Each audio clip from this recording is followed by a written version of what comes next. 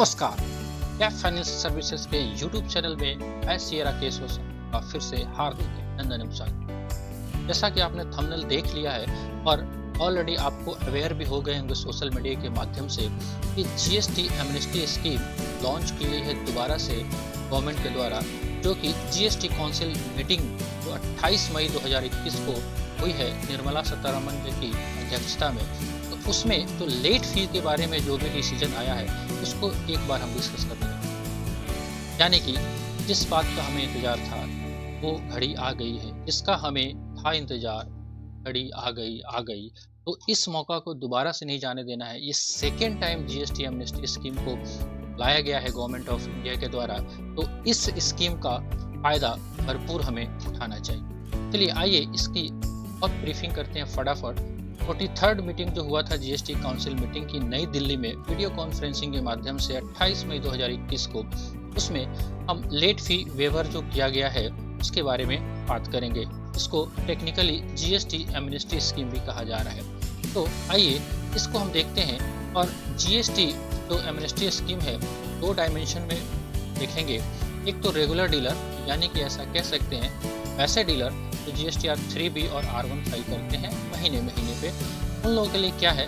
तो एक तो स्कीम आया है कि उनके पास जो पेंडिंग रिटर्न है, यानी कि पीछे का जो रिटर्न उनका बाकी है जुलाई 2017 से लेकर, यानी कि जीएसटी जब से लागू हुआ था वहां से लेकर अप्रैल 2021 का, ये कह रहा है कि जीएसटीआर 3B अगर आपके पास नो टैक्स लायबिलिटी के साथ है, आपके पास नो टैक्स लायबिलिटी है, उस केस में आपको मैक्सिमम जो लेट फीस है 500 रुपया पर रिटर्न, यानी कि हर महीने के रिटर्न के लिए मैक्सिमम 500। आप सबको मालूम है जीएसटी का लेट फी जो 50 रुपया या 20 रुपया पर डे लागू होता है, और ये मैक्सिमम जो है अगर ये माफ़ी नहीं आएगी तो क्या फ़र्क पड़ता है, मैक्सिमम जो है वो 10,000 तक लिमिट थी, जिसको कम कर दिया गया है।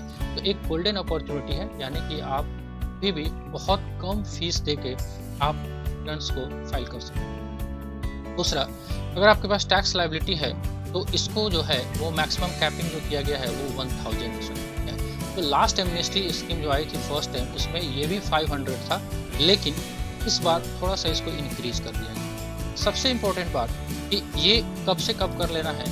तो ये रिटर्न जैसे आज आपका 29 मई 2021 है, आज फाइल करोगे तो लेट फीस उठा लेगा, इसलिए आपको 1 जून 2021 से स्टार्ट करना है रिटर्न भरना, और मैक्सिमम टाइम आपको दिया गया है 31 अगस्त, यानी कि जून जुलाई अगस्त 3 महीने का टाइम पीरियड दिया गया है, जिसमें आप जितने भी आपके पेंडिंग रिटर्न है जीएसटीआर 3B के वो रिटर्न को फाइल कर लो। राइट, चलिए अब बात करते हैं एमनेस्टी स्कीम के जो नोटिफिकेशन इशू हुआ है उसमें जीएसटी R1 के बारे में कोई डिस्कशन नहीं किया गया है। तो देखते हैं इस पर क्या गवर्नमेंट का डिसीजन आता है, ये छूट गया है या इस पर कोई और भी राय वो बनाते हैं। तो अपने सामने जो पेंडिंग रिटर्न है उसके बारे में हमने डिस्कशन किया, बहुत अच्छा इनिशिएटिव कर दिया गया है गवर्नमेंट के द्वारा। चलिए अब जो बात कर रहे हैं अपकमिंग रिटर्न, यानी कि मई 2021 के बाद का रिटर्न जो फाइल होगा उसके लिए क्या है। तो लॉ में अमेंडमेंट करने का प्रावधान किया जा रहा है कि अब जो मैक्सिमम जो कैपिंग है 10,000 रुपया उसको भी अब रिड्यूस करेंगे, यानी कि आने वाले रिटर्न में भी मई 2021 के बाद भी जो रिटर्न आपका फाइल होगा उसमें भी ये लोग क्या करेंगे कि जीएसटीआर 3B और R1 दोनों का डिस्कशन आ रहा है कि अगर नील टैक्स है या आपका जीएसटीआर R1 नील बनता है तो उसका लेट फी जो है मैक्सिमम 500 पर रिटर्न, यानी कि अब 10,000 का झंझट खत्म होने वाला है नियर फ्यूचर में भी। लेकिन बहुत ध्यान से 3B का अगर आपके पास टर्नओवर कैटेगराइजेशन किया गया है कि अगर आपके पास टैक्स की लायबिलिटी बनती है या आपका R1 नील नहीं होगा, तो उस केस में 3 कैटेगरी दे दिया गया। एक तो 1.5 करोड़ तक का, 1.5 करोड़ से लेकर 5 करोड़ तक का, और मोर देन 5 करोड़। यानी ऐसा कहें तो 5 करोड़ से ऊपर वाले को कोई फायदा नहीं है, तो मैक्सिमम 10,000 पहले भी था आज भी है। लेकिन 1.5 करोड़ यानी स्मॉल टैक्स पेयर जिनका टर्नओवर 1.5 करोड़ तक है उनके लिए मैक्सिमम जो लेट फीस रहेगा वो 2,000 है। तो 10,000 को रिड्यूस करके 2,000 तक कर दिया गया। 1.5 करोड़ से लेकर 5 करोड़ तक वाले को 10,000 से वो लेट फीस घटा के 5,000, यानी कि ये इंडिकेशन आ रहा है कि अपकमिंग में नियर फ्यूचर में अब एमनेस्टी स्कीम दोबारा।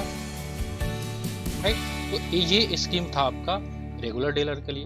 अब आइए लगे हाथ बात कर लेते हैं हम कंपोजिशन डीलर के लिए।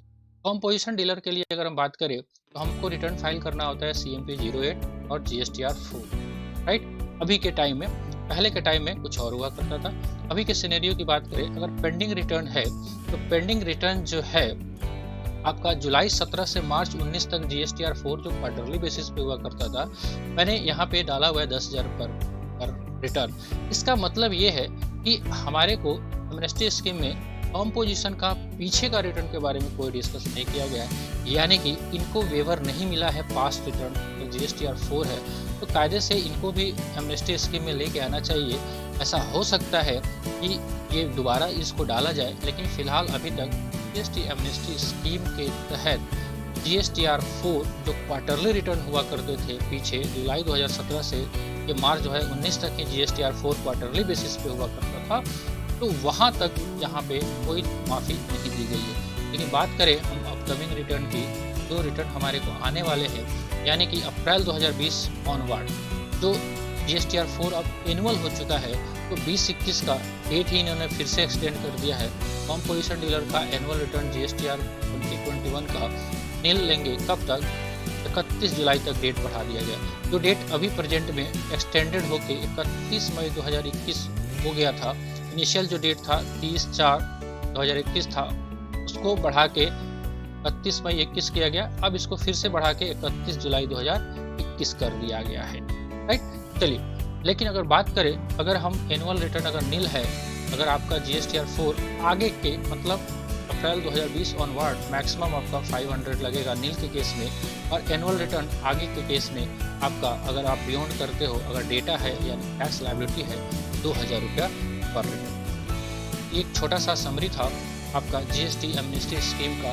ध्यानपूर्वक अपने हिसाब से आप प्लानिंग करेंगे।